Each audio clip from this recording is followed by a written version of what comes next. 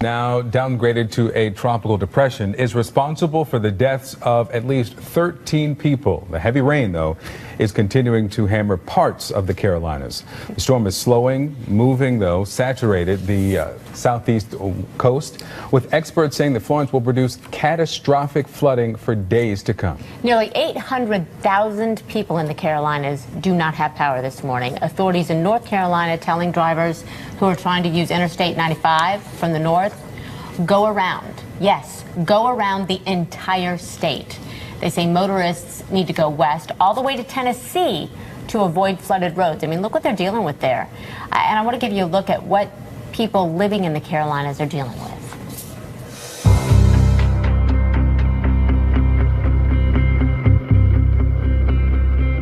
The wind has really picked up. The rain has gotten a lot heavier. The beach is now up on the boardwalk. This is about a foot and a half of sand or so.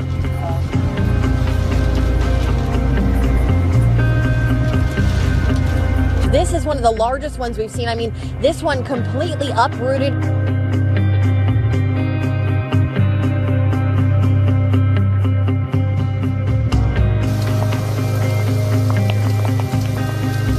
We're going to a place where there are some high water rescues that are necessary.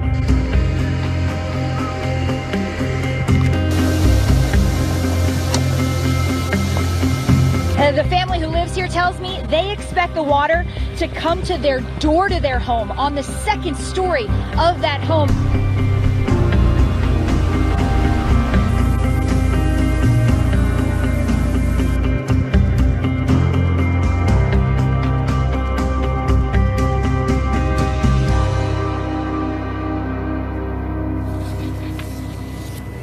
And right now in South Carolina, authorities there say there is still the worst yet to come in at least certain parts of the state. The rivers are rising with more than a foot of rain still on the way. More than a foot still to come. CNN's Nick Watt is live in North Myrtle Beach, South Carolina. Nick, we know not everybody is seeing the same degree, the same level of flooding.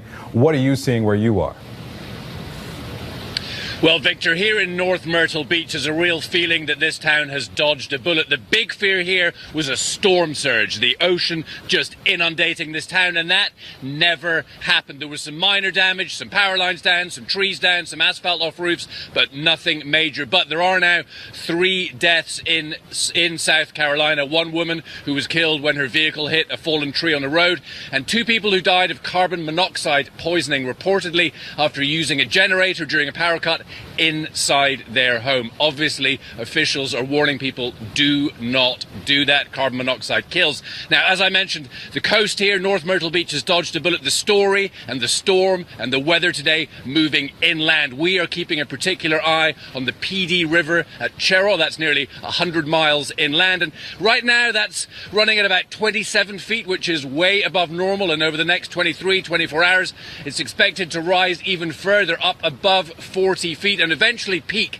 sometime Sunday or early this week at about 48 feet, which is just below an all-time record. And the reason for that, those trillions of gallons of rain that have fallen over North Carolina and South Carolina, getting into those rivers and flowing. That water has to go somewhere. Those rivers are rising, and as Christy mentioned earlier, the issue today is going to be roads, flash flooding, people being told to stay off those roads. That is the danger. Rivers, flash flooding, dangerous roads. That's what we've got our eye on today. That's where the danger is. Back to you guys. Well, Nick, we're glad that you are out of the danger, it seems, at the moment. Do take good care of yourself and the crew there. Thank you so much. Now, for a lot of people, the big concern is what to do with their pets. Volunteers from around the Carolinas, really across from the country, have joined together to help rescue animals affected by the storm. Joining us now, Troy Snell, Rescue and Response Field Supervisor with the Humane Society. Troy, good morning to you. Good morning. So for a while, understandably, the winds, the rain were too heavy, too stiff to get out there and start rescuing. Have you been able to rescue animals, and how many? And tell us how things are going. So right now, we got an urgent call in Brunswick County, North Carolina. So my team was in Greenville, South Carolina, So we took off from there and drove last night, got in about 10:30 to Brunswick, North Carolina. And we hunkered down at the local animal shelter because pretty much there's no power anywhere. They have a generator, which is good. So at about 5 o'clock this morning, we were woken up. There's a rescue group called Pause Place Rescue Group that called out for urgent help. They have 23 dogs that in the flood area, so they're actually flooding now.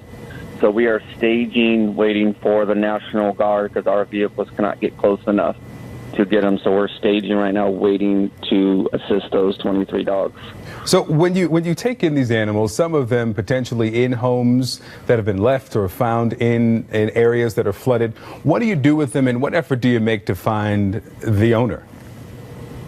So pretty much what it is, we work in coordinates with whatever local agency, pretty much the animal control, animal shelter. Yeah. And we go with them, so they're receiving all the calls, which are pretty much from owners or rescue groups. So I would say pretty much all of them, we know where they're going right now. If we go to an area and it's just like we see an animal, like it's pretty much up to animal control and saying, okay, we know who this is, we know the owners, get it back to the shelter, and the shelter and their staff will make all efforts to find out who the owners and get it, back into that home once it's safe. $1 billion worth of Chinese goods, and he wants to do it before the new trade talks scheduled for the end of this month. Yeah, the tariffs could result in higher prices of goods because companies usually pass on those costs, of course, to consumers. And take a look at the calendar. I mean, the holidays are right around the corner. So the impact could be felt by millions of American consumers. CNN White House reporter Sarah Westwood with us now. What else do we know about these tariffs, Sarah? Well, Christy, we know that these planned tariffs on $200 billion worth of Chinese imports are designed to increase leverage over Beijing as the U.S. and China discuss the potential of renewing high-level trade talks.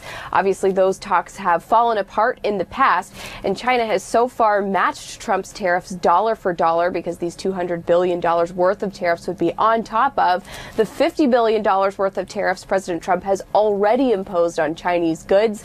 Those have been met with retaliatory tariffs that have hit farmers, manufacturers, the groups that are theoretically close to President Trump. Now, these goods that would be subject to tariffs are things that many Americans use: televisions, furniture, even food seasonings. So this could escalate a trade war heading into the talks with China and potentially impede progress.